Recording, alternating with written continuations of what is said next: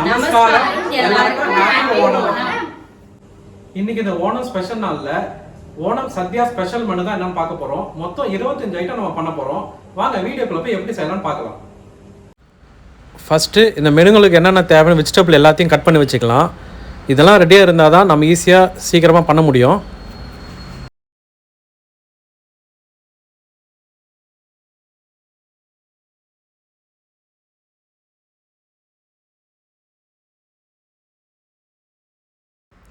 First sweet செஞ்சுக்கலாம். ஒரு பக்கம் பால் பாயாசம், இன்னொரு பக்கம் அடப்பிரதமன். ஜவ்வரிசியும் ரைஸ் அடையும் பாயில் போட்டுக்கலாம்.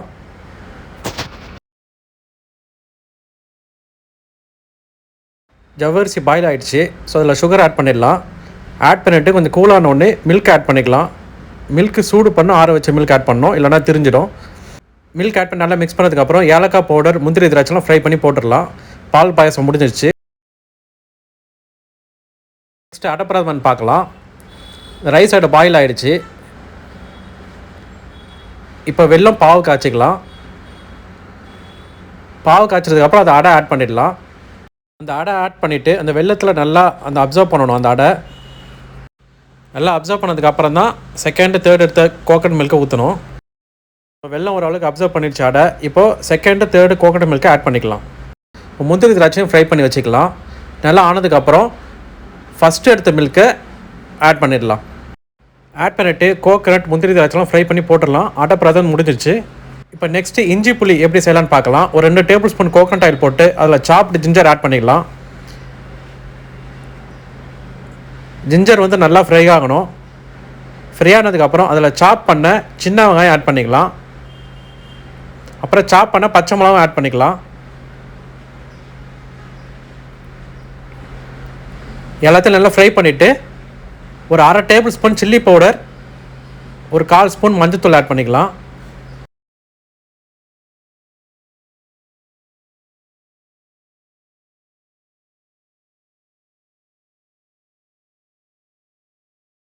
இப்போ புளி கொஞ்சம் ஊற்றிக்கலாம்.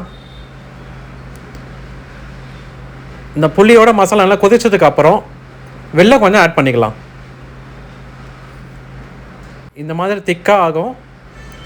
ஸோ இஞ்சி புளி ரெடி ஆகிடுச்சு. தேவையான சால்ட் ஆட் பண்ணிங்க. வாங்க நெக்ஸ்ட்டு பார்க்கலாம். நெக்ஸ்ட்டு பீட்ரூட் பச்சடி தான் எப்படி செய்யலான்னு பார்க்க போகிறோம். கிரேட் பண்ண பீட்ரூட்டை லைட்டாக தண்ணி ஆட் பண்ணி பாயில் பண்ணிக்கலாம். பாயில் ஆனதுக்கப்புறம் கொஞ்சம் தேங்காய், கொஞ்சம் இஞ்சி, ஒரு பச்சை மிளகா எல்லாத்தையும் ஆட் பண்ணி லைட்டாக தண்ணி ஆட் பண்ணி அரைச்சி எடுத்துக்கலாம். அரைச்சி எடுத்ததுக்கப்புறம் அந்த வேக வச்ச பீட்ரூட்டில் ஆட் பண்ணிக்கலாம். ஆட் பண்ணி நல்லா மிக்ஸ் பண்ணதுக்கப்புறம் அதில் கொஞ்சம் தயிர் சேர்த்துக்கலாம்.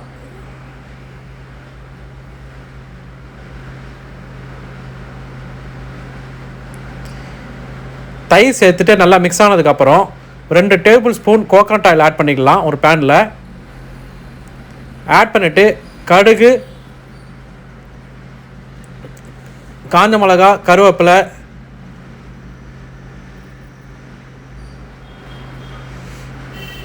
இதெல்லாம் ஆட் பண்ணிவிட்டு நல்லா ஃப்ரை பண்ணி இப்போ அந்த பீட்ரூட்டில் ஆட் பண்ணிடலாம்.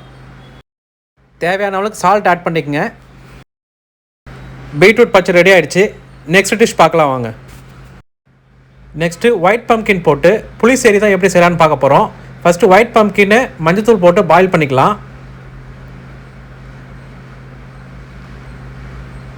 பம்கின் பாயில் ஆனதுக்கப்புறம் கொஞ்சம் கோகனட், ஒரு க்ரீன் சில்லி, கொஞ்சம் ஜீரகம், இஞ்சி இதெல்லாம் நல்லா பேஸ்ட் பண்ணிக்கலாம். பேஸ்ட் பண்ணிவிட்டு அந்த பம்கின் பாயில் பண்ணதில் ஊற்றிடலாம். புளிசேரின்றது வேறு ஒன்றும் இல்லை, நம்ம ஊர் மோர் குழம்பு மாதிரி தான். இது கேரளா ஸ்டைல் மோர் குழம்பு. நல்லா மிக்ஸ் பண்ணிவிட்டு கொஞ்சம் ஆறுனதுக்கு அப்புறம் 1 கப் தயிர் ஆட் பண்ணிடலாம். ஆட் பண்ணி நல்லா மிக்ஸ் பண்ணிக்கலாம். இப்போ ஒரு பேனில் 2 டேபிள் ஸ்பூன் கோகனட் ஆயில் போட்டு கடுகு, உளுத்தம்பருப்பு, காஞ்ச மிளகா, கருவேப்பிலை, கொஞ்சம் சின்ன வெங்காயம் சாப் பண்ணது இதெல்லாம் ஃப்ரை பண்ணி அந்த மோர் குழம்புல ஆட் பண்ணிடலாம்.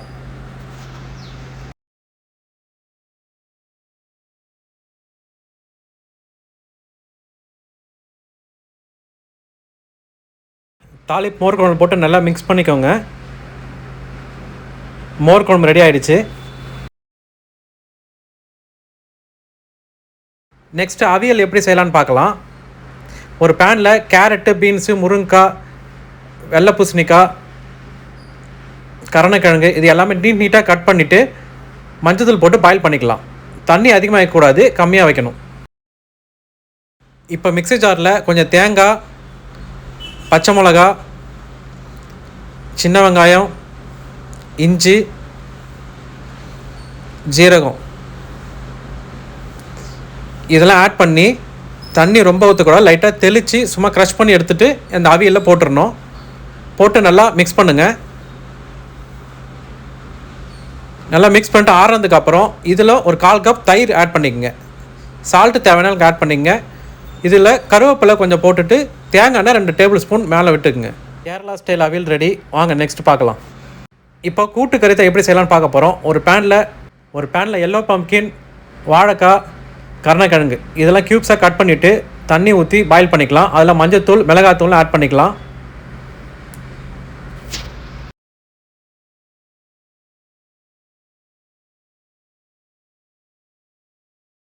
இந்த காயெல்லாம் பாயில் ஆனதுக்கப்புறம் வேக வச்ச கருப்பு கொண்டக்கடலை இதில் ஒரு பவுல் ஆட் பண்ணிக்கலாம். ஆட் பண்ணிவிட்டு ஜீரகம் போட்டு அரைச்ச தேங்காய் இதில் மிக்ஸ் பண்ணி ஊற்றிக்கலாம். ஊற்றிட்டு ஒரு பேனில் 2 டேபிள் ஸ்பூன் கோகோனட் ஆயில் போட்டு கடுகு, உளுத்தம்பருப்பு, காஞ்ச மிளகா, கருவேப்பிலை இதில் ஆட் பண்ணி ஃப்ரை பண்ணிக்கலாம்.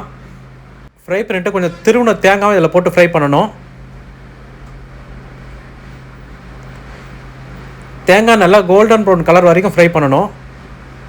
ஃப்ரை ஆனதுக்கப்புறம் இதில் கொஞ்சம் சில்லி பவுடர், கொஞ்சம் வெல்லமும் சேர்த்து ஃப்ரை பண்ணிவிட்டு அதில் கூட்டுக்கறியில் ஆட் பண்ணிடணும்.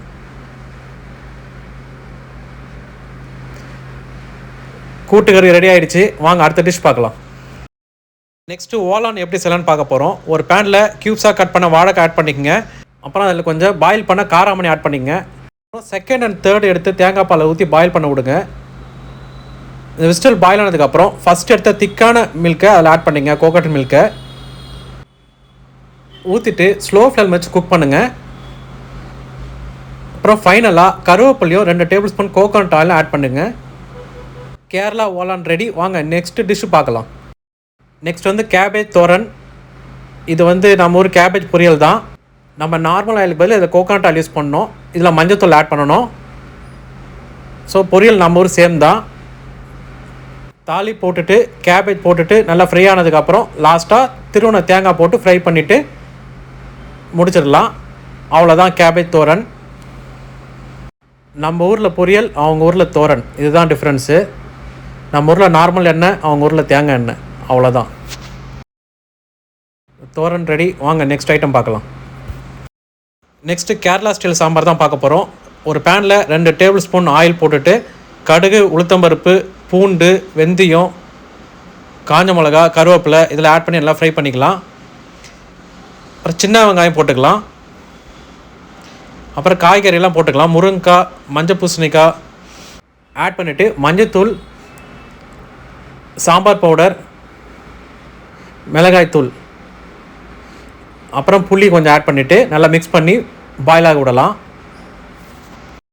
பெருங்காயம் கொஞ்சம் சேர்த்துங்க. அப்புறம் தக்காளி கொஞ்சம் சேர்த்துக்கலாம். சேர்த்துட்டு வேக வச்ச பருப்பு ஊற்றிடலாம்.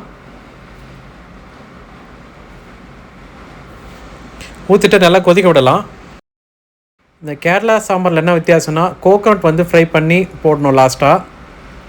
அப்புறம் மசாலா உளுந்து, கடலைப்பருப்பு, காஞ்ச மிளகா, கருவேப்பிலை, ஜீரகம், வெந்தயம் இதெல்லாம் ஃப்ரை பண்ணி ஆற வச்சு பவுடர் பண்ணி வச்சுக்கலாம். இதுதான் சாம்பார் பவுடர். அதில் கட்டி பெருங்காயம் கொஞ்சம் சேர்த்து பவுடர் பண்ணிக்கங்க. ஸோ ஸ்மெல்லு நல்லாயிருக்கும் அந்த சாம்பார் மசாலா பவுடரில்.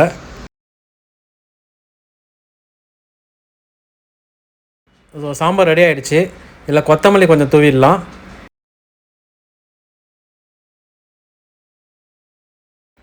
இப்போ ஒரு பேனில் 2 டேபிள் ஸ்பூன் கோகோனட் ஆயில் போட்டுட்டு அதில் கிரேட் பண்ண கோகோனட் கொஞ்சம் போட்டுட்டு நல்லா கோல்டன் ப்ரௌன் கலர் வரைக்கும் ஃப்ரை பண்ணணும். இல்லைனா அந்த சரியாக ஃப்ரை ஆகலைன்னா இந்த சாம்பார் சீக்கிரம் கெட்டு போகிறதுக்கு சான்ஸ் இருக்குது தேங்காய் போடுறதுனால. ஸோ நல்லா ஃப்ரை பண்ணிவிட்டு சாம்பாரில் ஆட் பண்ணிங்க. அது ஒரு நல்ல ஃப்ளேவர் கிடைக்கும். இப்போ கேரளா சாம்பார் ரெடி ஆகிடுச்சு.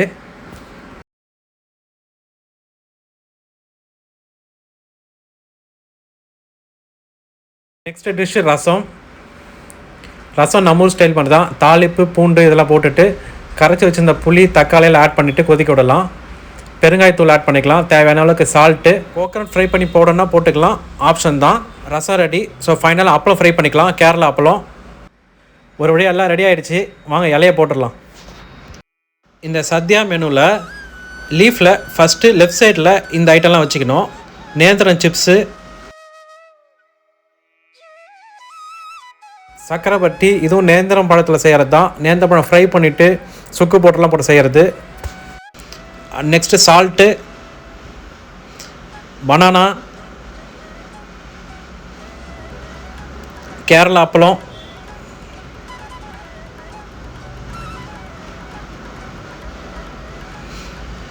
மாங்காய் ஊறுகாய், லெமன் ஊறுகாய், அப்புறம் நம்ம ரெடி பண்ண இஞ்சி புளி,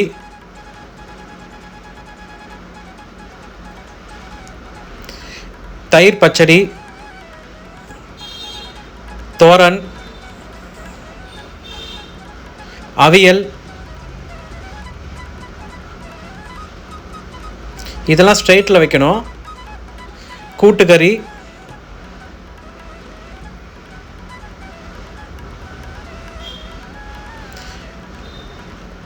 புளிசேரி, அதாவது மோர் குழம்பு,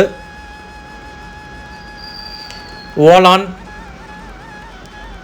இந்த தேங்காய் பாலை செஞ்சோம்ல அந்த ஓலான், பீட்ரூட் பச்சடி, அப்புறம் கேரளா ரைஸ், அப்புறம் ரைஸ் மேலே தால், அப்புறம் 2 டேபிள் ஸ்பூன் நெய் அது மேலே விட்டுடலாம். சாம்பார், ரசம்,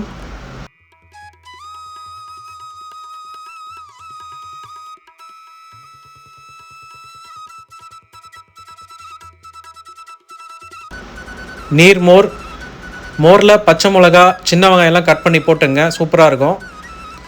அப்புறம் பாயாசங்களின் ராஜா அடப்பிரதமன், பால் பாயாசம்,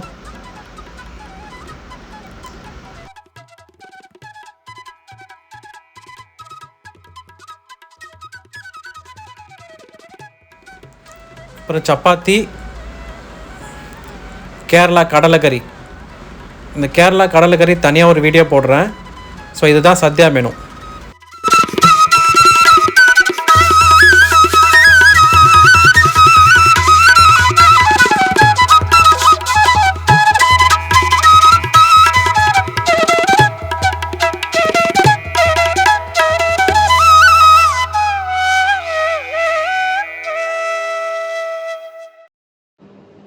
இந்த வீடியோ உங்களுக்கு பிடிச்சிருந்ததுன்னா லைக் பண்ணுங்க, ஷேர் பண்ணுங்க, சப்ஸ்கிரைப் பண்ணுங்க, மறக்காம பெல் பட்டனை கிளிக் பண்ணுங்க. Signing off, snappy cooking family.